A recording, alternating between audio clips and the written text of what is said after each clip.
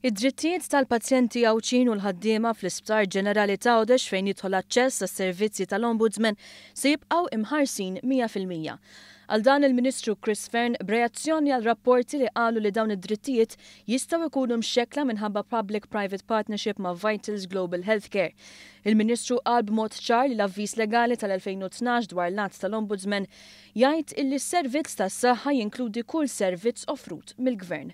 Health service means a health service provided by the government, other authority, body or person to whom the Act applies, whether such service is preventive or curative, and includes health services as aforesaid which is provided for on behalf of government through the private sector. Fern insista li d-diskussjonijiet bejn il-Gvern u l-Ombudsman qatt ma waqfu u kien assigurat li d-drittijiet tal-ħaddiema u l-pazjenti għawċin sa jibqgħu fis-seħħ. Apparti minn hekk f'dawn l-aħħar 11 xahar li ilu jopra l-VGH ġewwa Għawdex, aħna tlabna l-Ombudsman jekk kienx hemm xi każijiet fejn hu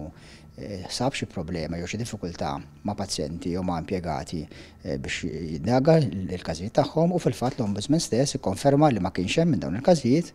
u allura mhux biss fuq il-karta aħna jidher li għandna raġun imma anke fil-prattika issa jidher li l-drittijiet tal-ħaddiema kif ukoll tal-pazjenti għawċin ħajibqgħu mħarsin fit-totalità u 100%.